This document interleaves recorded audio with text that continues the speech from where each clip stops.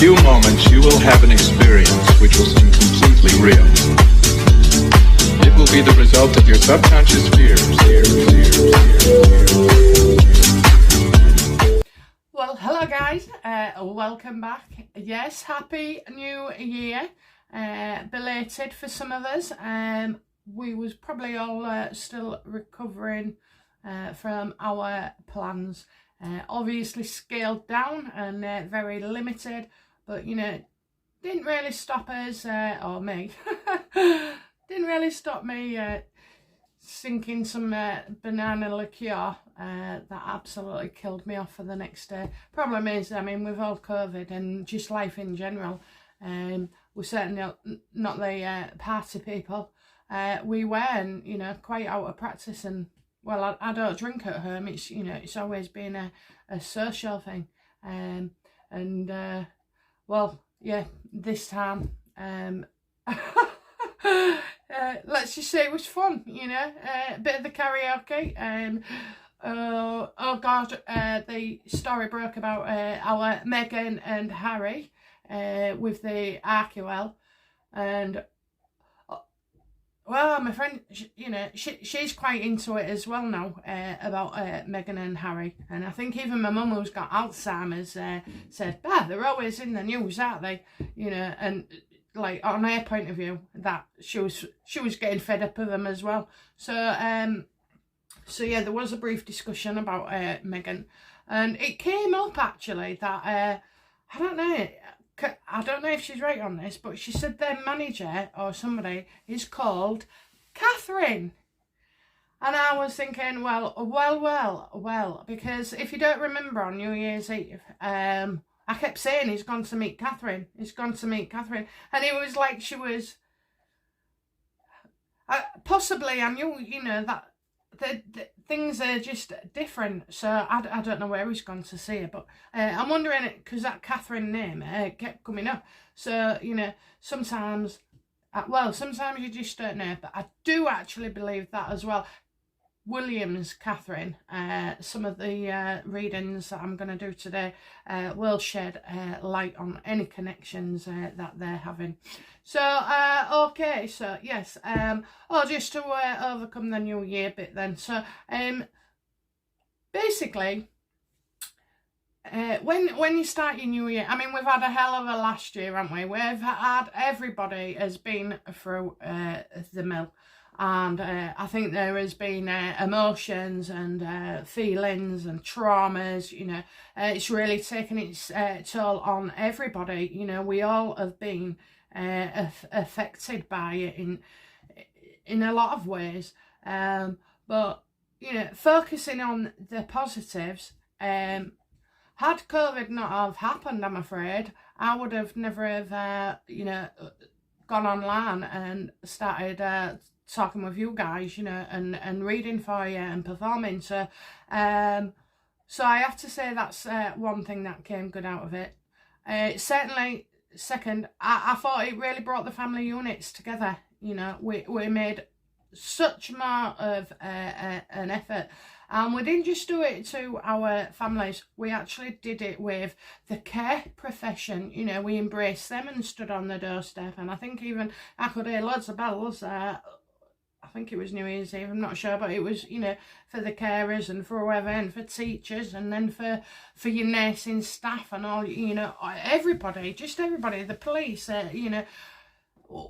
I think, you know, so again, we was giving out love still in a way, you know, and supporting each other, you know, even looking out for your neighbours that you wouldn't normally need to look out for, you know. I mean, we lost a neighbour, so that was awful, but you know, we're still looking after his friend, so you know, I think that's brought a lot of good out of us, and without even thinking really. It's just an instinct, isn't it? It's an instinct to try and look after others, because it makes us feel better as well. It really does. I know it's quite selfish, but you know, it makes me feel great.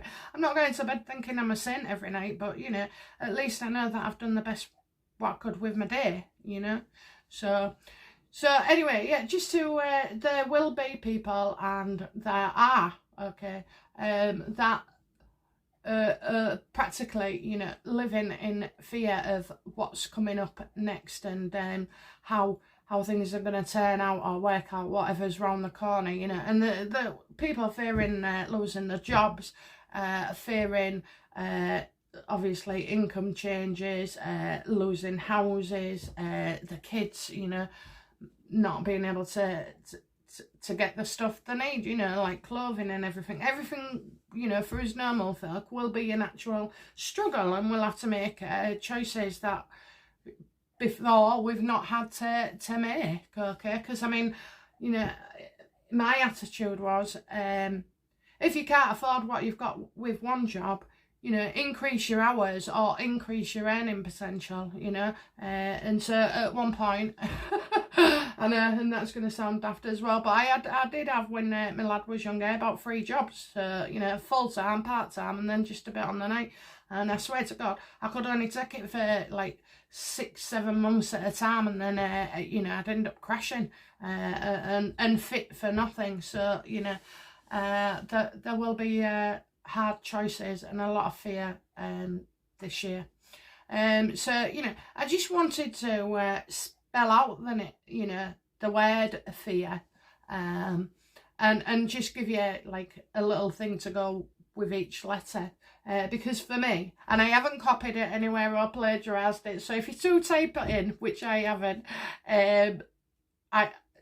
these was my like inspirational thoughts, you know, well, you know, from the universe really. So, you know, what is fear really?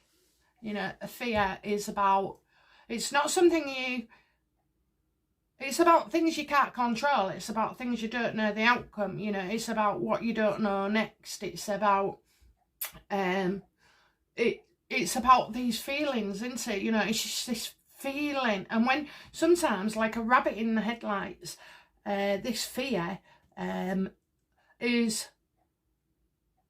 well, it nearly gets us, you know, we're like stood in the middle of the road, practically unable to move and frozen, you know, not knowing in that particular instance which way to go or how to react. So yeah, fear, F, is all about the feelings. I mean, it's a real thing, you know. For fears that don't exist, the actual physical impact on us, it you know, is feelings. It actually, and thoughts and feelings, you know, become well, I'd say revealing, but you know, they just diminish you, they drain you, they take your energy, they stop you from thinking, they stop you from going forward, they stop you from being proactive, I suppose. So then we get on to the, so that's F for the feelings, you know, that's how it makes as well. And E, emptiness. When you know, fear can create emptiness, and it can feed on the emptiness that, you know, we fear being alone, we fear not being included, we fear, you know, this going wrong, that going wrong. I mean, for me, every time I get in a car, God, I fear for my life when my husband's taking me anywhere, because, you know, it says I'm dangerous, because it's like I see the accident, you know, coming. So yeah, that kind of thing, getting in, it's called high alert, being on high alert, apparently anyway. So, you know, those, they can create emptiness, can't they? Fears can stop you going out and about. The fear of catching this awful disease, you know, is adding to emptiness, you know. But that fear is giving it, you know, it's allowing it, it's authorising it, it's saying, yeah, go on, you can ride roughshod. Okay. So I think you see where we're coming to. Anxiety. Oh my God, anxiety. The pictures that go through your head, what you think people think of you, how they're interpreting this, worrying about somebody, what someone said at work, or, you know, just complete anxiety about anything, you know, from the slightest to the heaviest of thoughts, you know, getting anxious about somebody being ill, or, you know. And again, it's this fear thing. It's all about the fact that there's no control. There's absolutely no control, and that's that's the most scariest thing about things, is when you don't know what's coming up next.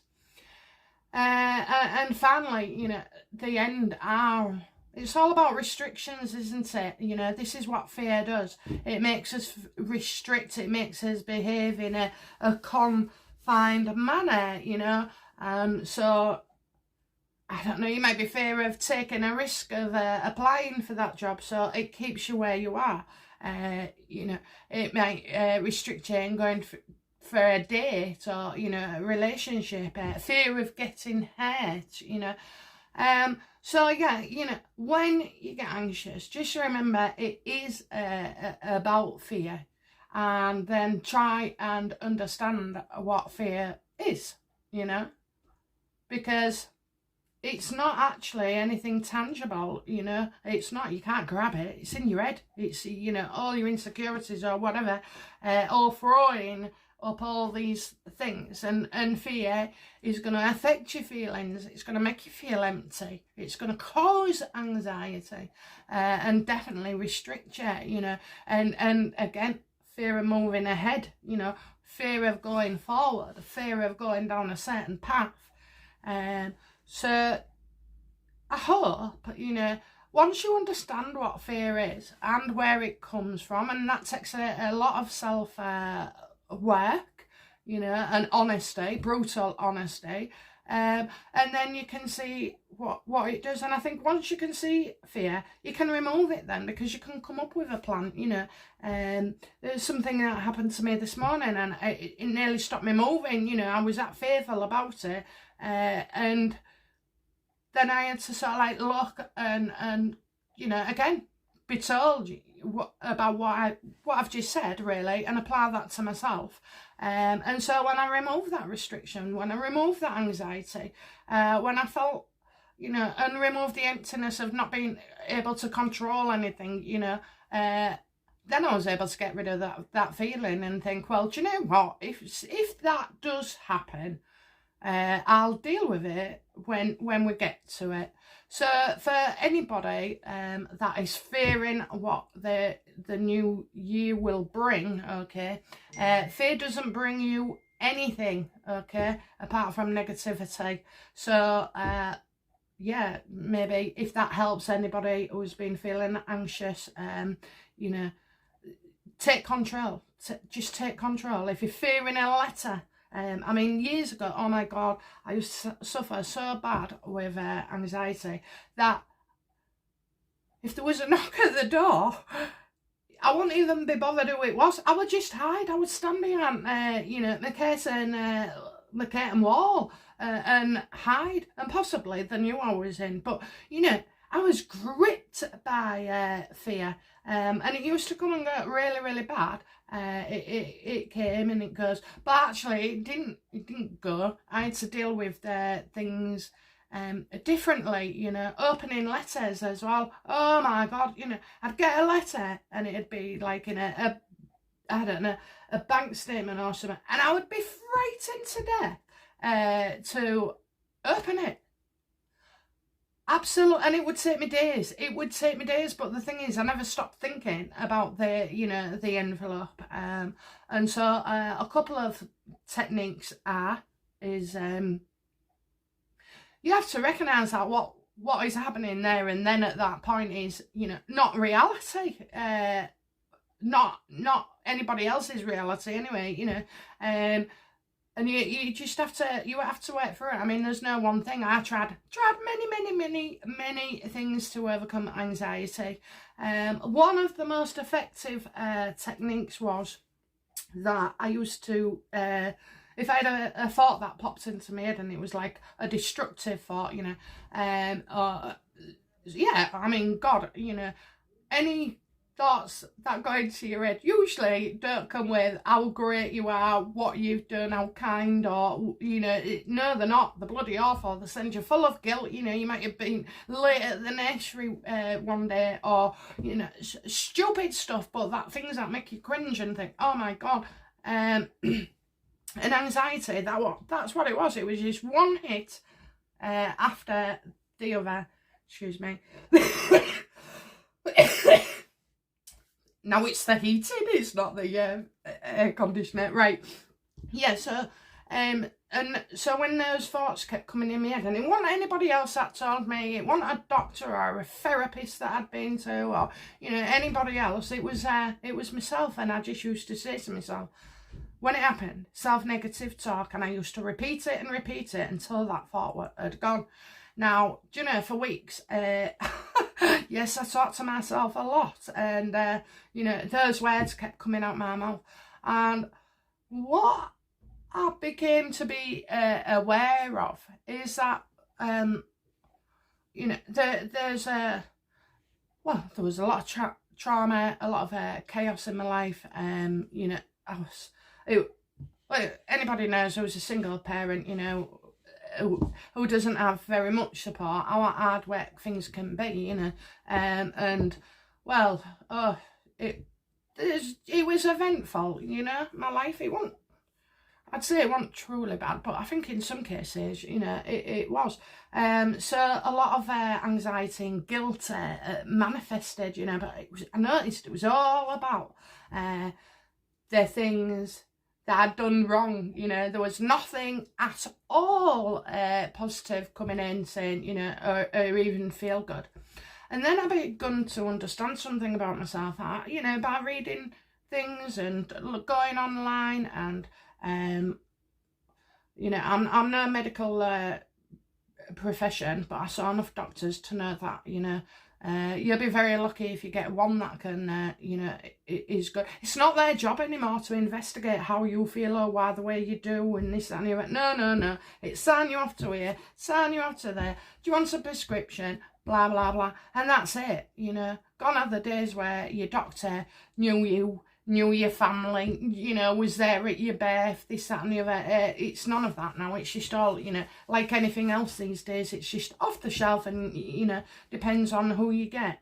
And what I realised was that basically my body had been in a full time, chaos, the adrenaline all the time, having to do this, having to do that, deal with this situation, deal with that, recover from this, get over that. My body was chemically just negative state. Well, by realigning and realising that basically what was happening is, when I was getting all these fears, when I was getting this anxiety, when I was feeling empty, when I was feeling ill, depressed, low, really low, I realised that my body had spent most of its life, even as a child, unfortunately, in that state of affairs. So any good things that was happening to me, or a good thought that maybe was coming in, was that basically it, how do I explain it? That it caused my brain to fire headliners, absolute guilt stuff, whatever it was, negative at me, because my body was, and my brain was more used to being in a negative state than it was being happy, and the brain wasn't recognising or accepting, so anything good that was coming my way, or felt even slightly good, like a cake, baking a cake or something, was soon overpowered by a barrage of just negative thoughts. And that was because, well, my brain's only used to one way. So when something different happens, then that's when it was occurring. It was shooting at me. And once I realised what was happening, I became aware of it more and more and more, and to now, to such an extent that, no, God, I'll never be cured of it, but I can certainly manage it, and I can accept it, and I can deal with it better, because I know what was going wrong with me. Now, that's only my side of fear and anxiety, so, and I do realise it's different for anybody else. But, at the end of the day, if one person can understand where I'm coming from with it, and maybe it can help, then certainly my anxiety has, reduced significantly. you know, significantly. Life-changing that I can move on now, you know, and well, go for the rest of go and embrace the rest of my life. I don't know what could happen, you know. I don't know what could happen. It could be really, really bad, but I know this: whatever it is, it's my truth, and I'll go through it, you know, just like you will. And I'd rather take and trying to have a hand in it, not to prevent it, but to control this fear, rather than just let it rob me, you know, rob me of going to see my family, rob me of, you know, doing things for myself, rob me of going shopping, you know, rob me of doing this, rob me of holding myself back, you know, holding myself back. So yeah, that's just like, for anybody who's feeling fearful, I hope it helps you, you know. It certainly, I know this, it helped me. And if I can do it, you know, and people, I would say I was probably written off by the medical profession. So if I can get through it, and if I can do it and stick to it, and I was a wild worst candidate, I never stuck by the rules, you know what I mean? But you have to quieten down the bits around your life that don't help it. So, you know, like diet, sleep, exercise, drink, drugs, you know. Try and get rid of if you can't get rid of all of them, get rid of a few or half of them, and then you can start to be able to listen to yourself and what you know. Because at 21, I certainly did not feel away and as happy and content now as I do at, you know, 45. So yeah, guys, I hope that helps. So let's crack on with it then. Okay. Right then, I'll tell you what I'll do. I'm going to shut this video down because we did go quite a while, didn't we? So, and I'll put it as an optional because you might not want to all listen to it to get to the next reading on, of course, Meghan and Harry. So back in a moment, guys. Back in a moment. All right. Bye now. Bye bye.